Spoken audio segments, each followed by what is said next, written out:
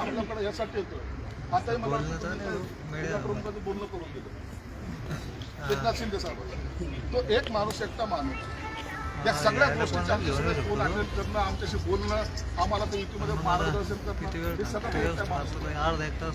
4 वाजेपर्यंत जागलो. तुम्ही तुम्हाला सांगितलं मग कोणत्या भूषण आले, परंतु ते सुद्धा 4 वाजेपर्यंत जागलेच ना. सगळे 7 वाजता त्या माणसाच्या त्यांनी सांगितलेल्या आदेशाचं पालन करणं हे आमचं काम आहे. म्हणून तुम्हाला एक विनंती आहे, आपल्याला मजबूतीने पुढे जायचंय. फक्त निर्णय व्हायला थोडी जे काही लेट होते, थोडा बहुत जो लेट होतो, त्या लेटची फक्त आता आपल्याला जास्त वेळ वाट पाहता येणार नाही. उद्या फक्त 4 तास फॉर्म भरायचे. आज 10 वाजता सुरू होतं आणि 3 वाजता बंद होणार आहे. 3च्या नंतर तुम्ही किती बोंबलले ना, तुमचा फॉर्म भरला जाणार आहे ना तुम्हाला कोणी विचारणार आहे. म्हणून आम्ही हा सगळा वेळ त्याच्यात टाकतो. म्हणून तुमच्या व्यथा, तुमचं सगळं म्हणणं हे मी पण ऐकतो, सर्वजण ऐकतं आणि सर्वांकडे ते जात आहे सुद्धा.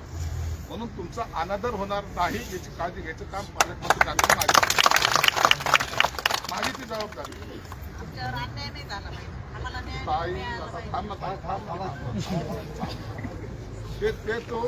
त्याची जबाबदारी आमची आणि त्या जबाबदारीनेच मी बोलतो. तुमच्यावर अन्याय काय, माझ्यावर अन्याय काय, अन्यायाचं काय वेगळी परिभाषा असते. अन्याय तो अन्यायच आहे. तुझ्यावर झाला काय, माझ्यावर झाला काय, आपल्याला काय फरक दोघावर एकच होतं.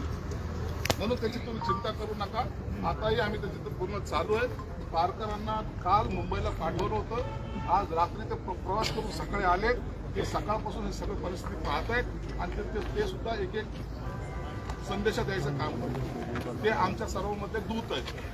त्यांना वस्तुस्थिती माहीत आहे आणि हे आपलं कमी त्यांचंच ऐकणार कमी, एकांना पुढचं ऐकतील त्यांचंच ऐकणार. म्हणून देताना रिपोर्टिंग करणं यांचं काम आहे. हे बरोबर रिपोर्टिंग करतात. इथं असं झालं, तिथं तसं झालं, यांनी असं केलं, त्यांनी तसं केलं, हे सांगायचं कामच करतं. म्हणून तुमची सगळ्या बाजू या सगळं त्यांच्याकडे पण गेलेल्या आहेत. मी सुद्धा शिंदे साहेबांशी पहिले आता बोललो, नंतर पारकरांना सांगितलं, जंजाळाशी पूर्ण करून दिलेलं आहे. एक आपल्यामध्ये फक्त धुळी नका पाहू. आपल्यामध्ये एकदा रेष पडली, काच एकदा तडकली, त्याला काही केलं की जॉईंट होणार नाही. म्हणून ती जॉईंट काच तडकू देऊ नका, एवढी तुम्हाला विनंती आहे. बाकी काम आमच्यावर सोडा. तुम्हाला झालेल्या त्रासाबद्दल मी तुमची दिलगिरी व्यक्त करतो. एवढ्या सगळ्या थंडीमध्ये, सगळ्या ह्याच्यामध्ये जोरजोरात घोषणापत्री आले होते, जिंदाबाद. काही जरी झालं, पक्ष आपला आहे, आपण तुम्ही सर्व आपले आणि आपल्यामध्ये केवढी ताकद आहे हे आता शहरांनी सुद्धा पाहिलं की शिवसैनिक आणखी शिवसैनिक सारखा आहे. आणि शिवसेना म्हणजे संभाजीनगर आहे. शिवसेना म्हणजे संभाजीनगर आहे. त्याच्यातले तीच धमक आहे. आपलं काय उभठा मामू झालेलं नाहीये. म्हणून तुम्ही त्याची चिंता करू नका. आम्ही बोलतोय, योग्य तो आणि चांगला निर्णय द्यायचं काम मी जरूर करेन. माझ्याकडून चुकलं तर मी माफी मागायला सुद्धा कमी करणार नाही. मी जिंदाबाद.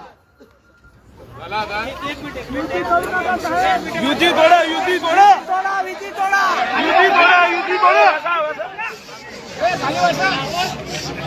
राहुल राहुल युती तोडा.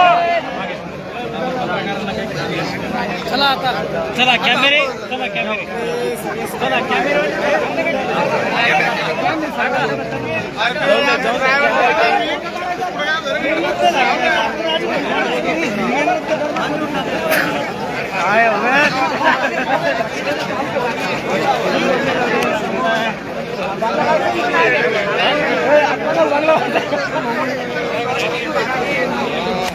माहिती का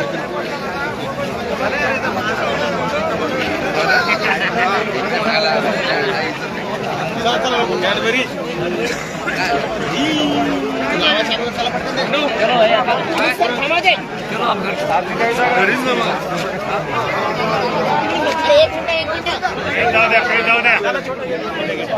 छोटे मोठे छोट्या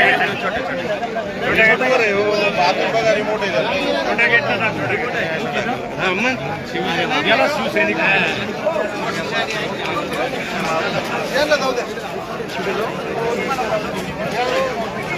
हो मॅडम. मध्ये मध्ये भेंडी कुठे भेंडील बाहेर आणा पाहिजे.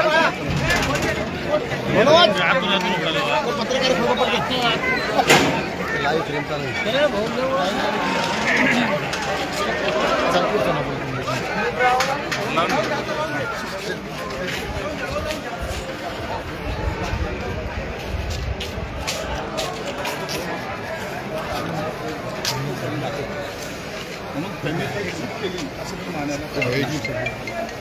ज्या युतीच्या बोलणी चालू आहे युतीचं वारंवार रोज ज्या बैठका होत्या त्या बैठकीमधून तातडीचे काही निष्पन्न न झाल्यामुळं असा प्रकार हा उद्भवलेला आहे.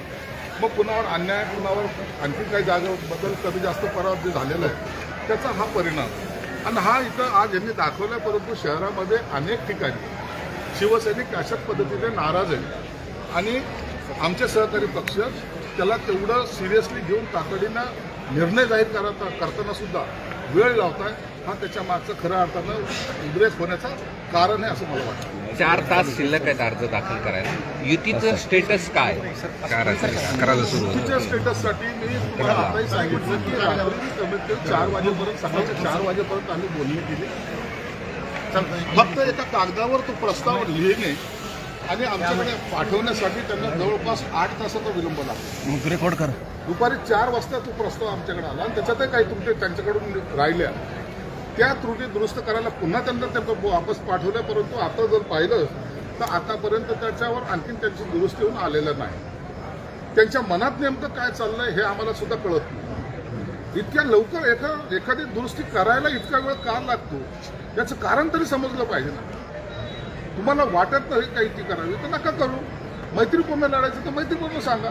परंतु जर युती झाली आणि जेव्हा त्याच्यामध्ये मुख्यमंत्री साहेबांनी आणि उपमुख्यमंत्री साहेबांनी त्याच्यात सहभाग नोंदवल्यानंतर त्यांच्या आदेशाचं पालन न करणं हे सुद्धा पक्षाच्या शिस्तीमध्ये बसत नाही असं माझं स्पष्ट मत आहे.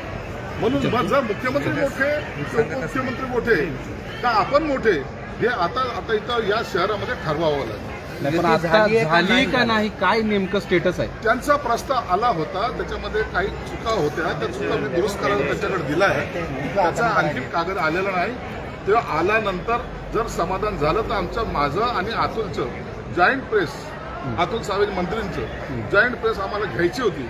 परंतु आतापर्यंत ती वेळ आमच्यावर आणखीन आलेली नाही. त्यांच्या मनात काय चालू आहे? तुमच्या बोलण्यामध्ये आलं असेल ना, तुम्हाला लक्षात आलं असेल ना त्यांच्या मनात नेमकं काय चालू आहे हेच आम्हाला कळत नाही. म्हणून आता आम्ही दुर्गा मनस्थितीत आहोत. युती लवकर व्हावी अशा भावनेतून आजही आमची भूमिका आहे. युती झाली पाहिजे, युती चांगली व्हावी आणि आपण भगवा झेंडा फडकवावा याबद्दल दुमत नाही. परंतु ते उशीर का करतात हे आणखीन पुढ्यात आहे. उद्रेक म्हणायचा, शिवसैनिकचा उद्रेक म्हणायचा का दबाव म्हणायचा? थोड्या वेळात असं ते जाताना म्हणाले.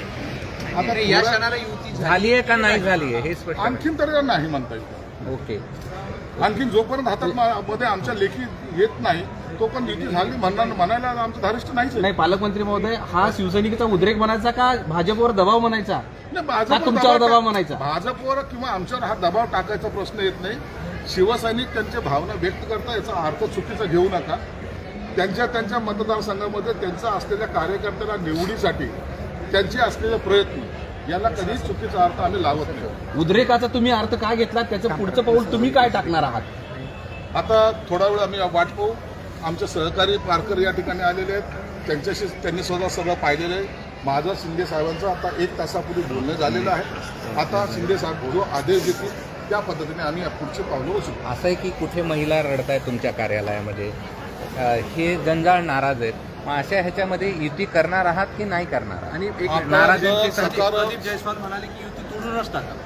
आता जर सकारात्मक त्यांच्याकडून प्रस्ताव आला नाही तर कदाचित मग आम्हाला वेगळा निर्णय घ्यावा लागेल आणि हे निर्णय घेण्याच्या पूर्वी आम्ही एकनाथ शिंदे साहेबांशी बोलू. अल्टिमेटम काय तुमच्याकडे 4 तासात आता हे सर्व घटना जे पाहतोय या घटनेच्या गांभीर्याने एकनाथ शिंदे साहेबांनी दखल घेतलेली आहे आणि आता आम्ही 10 मिनिटानंतर पुन्हा शिंदे साहेबांना बोलू आणि योग्य तो निर्णय घेऊ. त्यांना किती वेळ देत आहे भाजपला? आता किती वेळात त्यांनी सांगावं असं तुम्हाला वाटतं? तुम्ही त्यांना सांगता वेळ देण्यासारखा राहिलेला नाहीये.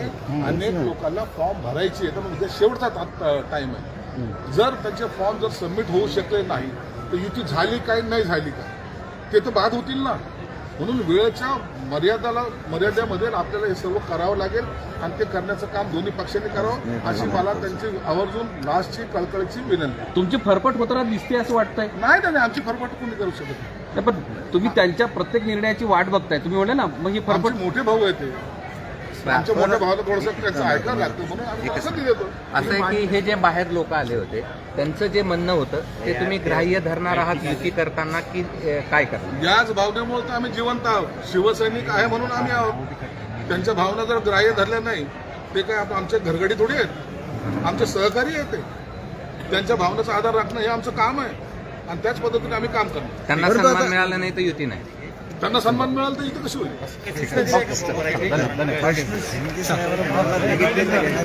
आज 10 मिनिटात ते बोलणार आहेत असं सांगितलं ना त्यांनी.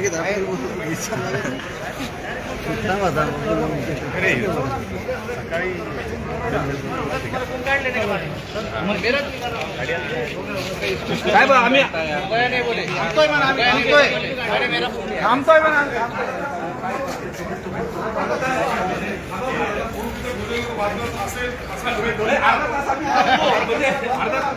अर्धा तास थांबतोय. अर्धा तास. ओके. ए राहुल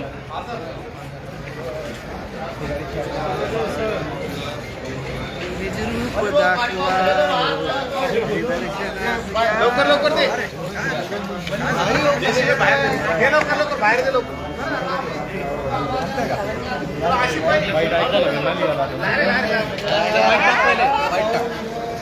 अरे